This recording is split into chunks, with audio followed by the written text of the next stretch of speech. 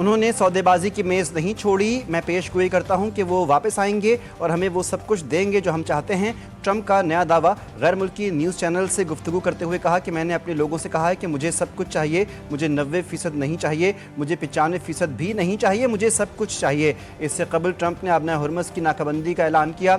Social media पर अपने पैगाम में कहा कि अमरीकी नेवी फौरी तौर पर आबनाए हुर्मुज़ की नाकाबंदी करेगी। जो भी हमारे जहाज़ों पर फायरिंग करेगा उसे तबाह करेंगे। हम आबनाए हुर्मुज़ पर बारूदी सुरंगों को तबाह करना शुरू करेंगे।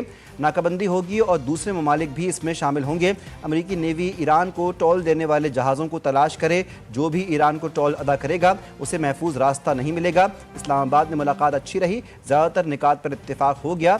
अहम नुक्ते जौहरी मामले पर इत्तेफाक ना हो सका।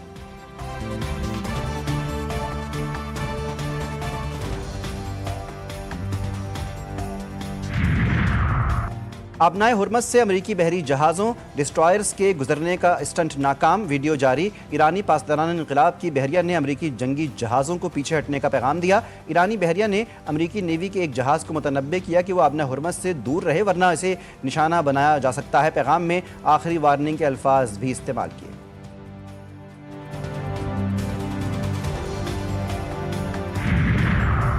अमेरिका ईरानी वफ़द का एतमाद हासिल करने में नाकाम रहा। ईरानी पार्लिमान के स्पीकर मोहम्मद बाकर कालिबाफ ने कहा कि गुज़श्ता 2 जंगों के तजुर्बात से हमें मुखालिफ फ़रीक पर कोई भरोसा नहीं। अमेरिका ने ईरान की मंतक और उसूलों को समझ लिया है। अब वक्त आ गया है कि अमेरिका फ़ैसला करे कि हमारा एतमाद हासिल कर सकता है या नहीं। अमेरिकी नायब सदर JD वेंस ने कहा कि बुरी खबर है, ईरान से मुआहदा ना हो सका। ईरान ने फैसला किया है कि वह हमारी शराइत नहीं मानेगा।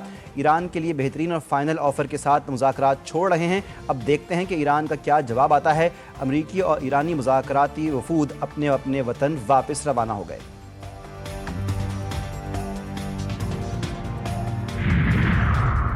और पाकिस्तान और दोस्त मुल्कों के साथ राब्ते और मुशावरत जारी रहेगी। तर्जुमान ईरानी वज़ारत ख़ारजा इस्माइल बक़ाई ने कहा कि एक नशिस्त में किसी मुआहदे तक पहुँचने की तवक्को नहीं की जानी चाहिए। किसी को भी इतनी जल्दी मुआहदे की तवक्को नहीं थी। कुछ नए मौज़ूआत भी इन मुज़ाकरात में शामिल किए गए। साबिक़ ईरानी वज़ीर ख़ारजा जवाद ज़रीफ़ ने कहा कि अमरीका को समझना होगा कि ईरान पर अपनी शराइत मुसल्लत नहीं कर सकता। जानना चाहते हैं कि मुज़ाकरात क्यों कामयाब नहीं हुए। JD वेंस ने कहा कि उन्होंने हमारी शराइत कबूल नहीं की। कोई भी बातचीत कम अज़ कम ईरान के साथ हमारी या तुम्हारी शराइत पर नहीं हो सकते। वज़ीर आला पंजाब ने निकासी आब के प्रोजेक्ट्स जून से पहले मुकम्मल करने का हदफ दे दिया। 15 शहरों में जारी निकासी आब के प्रोजेक्ट्स पर 24 घंटे काम करने का हुक्म दे दिया। वज़ीर आला मरियम नवाज शरीफ की ज़ेर सरबराही खुसूसी इजलास मॉनसून से कबल सीवरेज लाइन्स और बारिशी पानी के निकास के प्रोजेक्ट्स को यकीनी तकमील की हिदायत।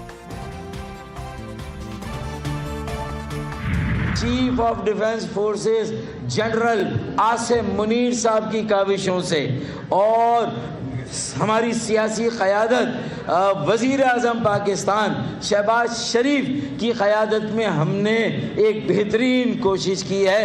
आलम वो जो कहते हैं ना कि मार्काए हक से हम सीधा मार्काए आलमी अम की तरफ चले गए। बेहतरीन सिफारतकारी में पहले ओमान और कतर का नाम आता था, मगर अब पाकिस्तान सरफहरिस्त है।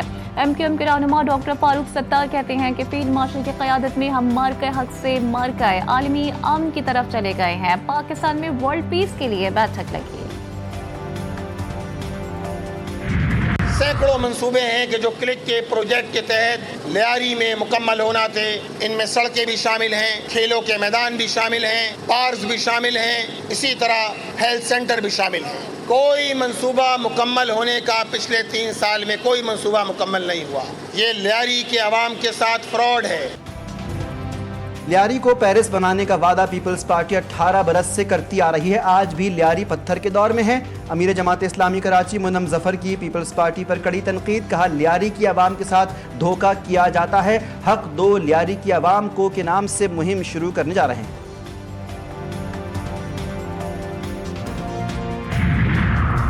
खास में मेडिकल की तालिबा फहमीदा लकारी की मुबैना खुदकुशी केस में अहम पेशरफ्त। मरकजी मुल्जिम आबिद लकारी समेत एक और नामजद शख्स अब्दुल्ला गिरफ्तार। मुल्जिम अब्दुल्ला निजी कॉलेज का तालिब इल्म और नाई पाड़ा का रिहायशी है। कराची में रेंजर्स सिंध और CTD की मुश्तरका कार्रवाई, साइड एरिया से मतलूब फितनाल खवारिज का दहशतगर्द नूर आलम उर्फ वफादार गिरफ्तार। तर्जमान रेंजर्स के मुताबिक गिरफ्तार दहशतगर्द सिक्योरिटी फोर्सेस पर हमलों में मुलव्विस रहा। कराची में गर्मी में इजाफे का इम्कान, मुख्तलिफ इलाकों में ज्यादा से ज्यादा दर्जा हरारत 37 से 39 डिग्री सेंटीग्रेड तक जा सकता है।